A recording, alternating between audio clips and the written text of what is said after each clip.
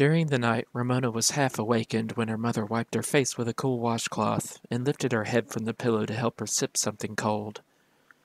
Later, as the shadows of the room were fading, Ramona had to hold a thermometer under her tongue for what seemed like a long time. She felt safe knowing her mother was watching over her. Safe, but sick. No sooner did she find a cool place on her pillow than it became too hot for comfort, and Ramona turned again. As her room grew light, Ramona dozed off, faintly aware that her family was moving quietly so they would not disturb her. One tiny corner of her mind was pleased by this consideration. She heard breakfast sounds, and then she must have fallen completely asleep, because the next thing she knew she was awake and the house was silent.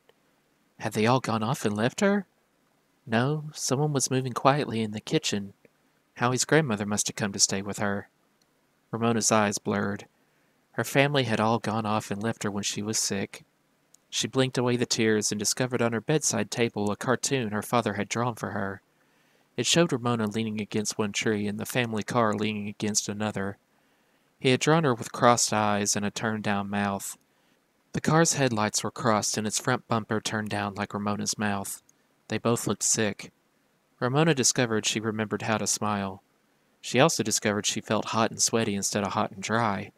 For a moment she struggled to sit up and then fell back on her pillow. Sitting up was too much work. She longed for her mother, and suddenly, as if her wish were granted, her mother was entering the bedroom with a basin of water and a towel. "Mother," croaked Ramona, "why aren't you at work?" "Because I stayed home to take care of you," Mrs. Quimby answered, as she gently washed Ramona's face and hands. "Feeling better?" "Sort of." In some ways Ramona felt better, but she also felt sweaty, weak, and worried. "Are you going to lose your job?" she asked, remembering the time her father had been out of work. "No, the receptionist who retired was glad to come in for a few days to take my place." Mrs. Quimby gave Ramona a sponge bath and helped her into cool, dry pajamas. "There," she said, "how about some tea and toast?" "Grown-up tea?" asked Ramona, relieved that her mother's job was safe so that her father wouldn't have to drop out of school. "Grown-up tea," answered her mother, as she propped Ramona up with an extra pillow. In a few minutes she brought a tray that held a slice of dry toast and a cup of weak tea. Nibbling and sipping left Ramona tired and gloomy. "Cheer up," said Mrs. Quimby when she came to remove the tray. "Your temperature is down, and you're going to be all right." Ramona did feel a little better. Her mother was right. She had not thrown up on purpose. Other children had done the same thing. There was that boy in kindergarten and the girl in the first grade. Ramona dozed off, and when she awoke she was bored and cranky. She wanted butter on the toast her mother brought her, and scowled when her mother said people with stomach flu should not eat butter. Mrs. Quimby smiled and said, "I can tell you're beginning to get well when you act like a wounded tiger." Ramona scowled. "I am not acting like a wounded tiger," she informed her mother. When Mrs. Quimby made her a bed on the living room couch so she could watch television, she was cross with the television set because she found daytime programs dumb, stupid, and boring. Commercials were much more interesting than the programs. She lay back and hoped for a cat food commercial because she liked to look at nice cats. As she waited, she brooded about her teacher. "Of course I didn't throw up on purpose," Ramona told herself. "Mrs. Whaley should know that. And deep down inside I really am a nice person," she comforted herself. "Mrs. Whaley should know that too." "Who pays teachers?" Ramona suddenly asked when her mother came into the room. "Why, we all do." Mrs. Quimby seemed surprised by the question. "We pay taxes, and teachers' salaries come out of tax money." Ramona knew that taxes were something unpleasant that worried parents. "I think you should stop paying taxes," Ramona informed her mother. Mrs. Quimby looked amused. "I wish we could, at least until we finish paying for the room we added to the house. Whatever put such an idea into your head?" "Mrs. Whaley doesn't like me," Ramona answered. "She is supposed to like me. It's her job to like me." All Mrs. Quimby had to say was, "If you're this grouchy at school, liking you could be hard work." Ramona was indignant. Her mother was supposed to feel sorry for her poor, weak little girl. Picky strolled into the living room and stared at Ramona as if he felt she did not belong on the couch. With an arthritic leap, he jumped up beside her on the blanket, washed himself from his ears to the tip of his tail, kneaded the blanket, and, purring, curled up beside Ramona, who lay very still so he would not go away. When he was asleep, she petted him gently. Picky Picky usually avoided her because she was noisy, or so her mother said. A funny man appeared on the television screen. He had eaten a pizza which had given him indigestion. He groaned, "I can't believe I ate the whole thing." Ramona smiled. The next commercial showed a cat stepping back and forth in a little dance. "Do you think we could train Picky Picky to do that?" Ramona asked her mother. Mrs. Quimby was amused at the idea of old Picky Picky dancing. "I doubt it," she said. "That cat isn't really dancing. They just turn the film back and forth so that it looks as if he's dancing." How disappointing. Ramona dozed while another cat food commercial appeared. She awoke enough to watch a big yellow cat ignore several brands of cat food before he settled down to eat a bowl of dry food silently. "That's funny," thought Ramona. "When Picky Picky ate dry cat food, he ground and crunched so noisily she could hear him from any room in the house. But television cats never made any sound at all when they ate. The commercials lied. That's what they did." Ramona was now cross with cat food commercials. Cheaters! She was angry with the whole world. Late that afternoon, Ramona was aroused once more by the doorbell. Was it someone interesting? She hoped so, for she was bored. The visitor turned out to be Sarah. Ramona lay back on her pillow and tried to look pale and weak as her mother said, "Why, hello, Sarah. I'm glad to see you, but I don't think you should come in until Ramona is feeling better." "That's all right," said Sarah. "I just brought some letters the class wrote to Ramona, and Mrs. Whaley sent a book for her to read." "Hi, Sarah," said Ramona with the weakest smile she could manage.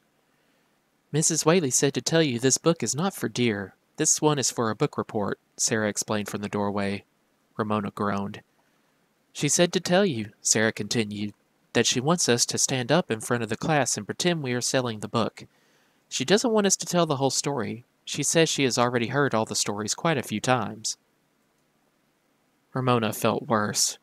Not only would she have to give a book report, she would have to listen to 25 book reports given by other people, another reason for wanting to stay home. When Sarah left, Ramona examined the big envelope she had brought.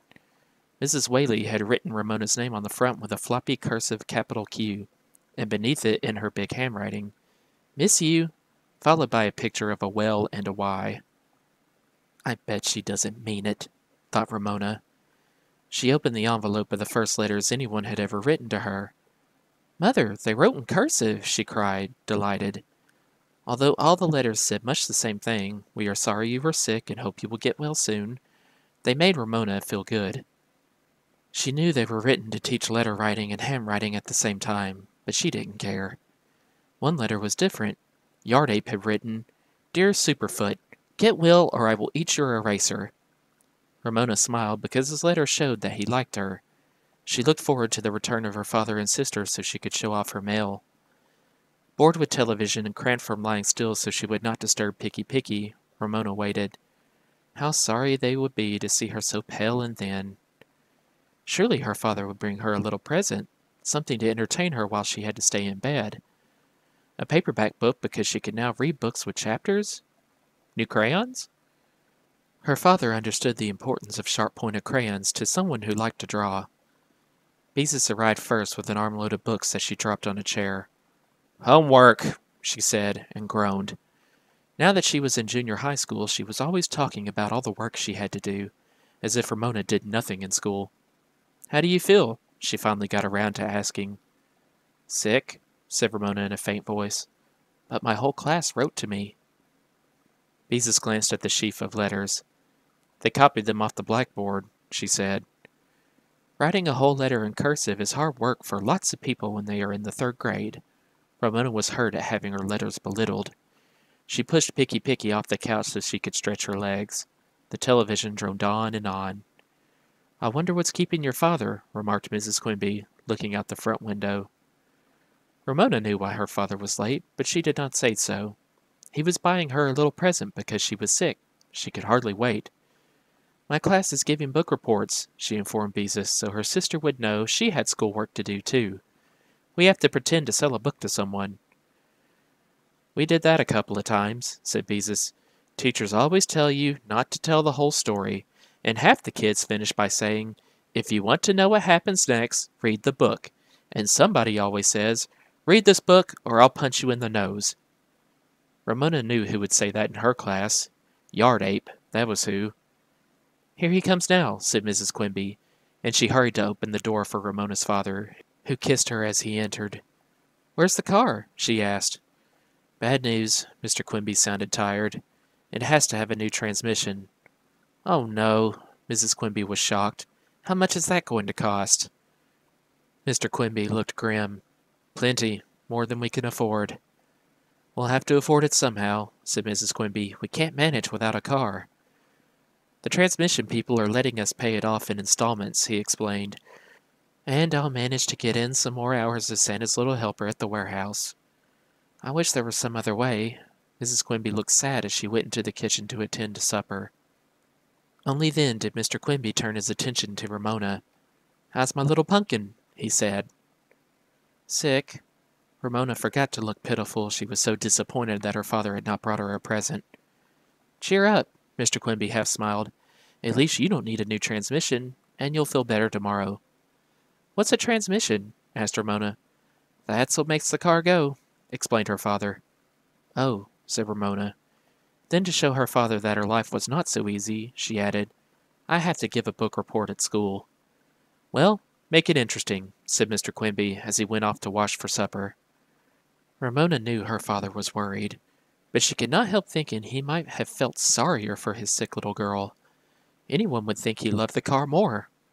She lay back genuinely weak, exhausted by television, and sorry her father would have to work more hours in the frozen food warehouse where, no matter how many pairs of woolen socks he wore, his feet were always cold, and he sometimes had to go outside until feeling came back into his cheeks.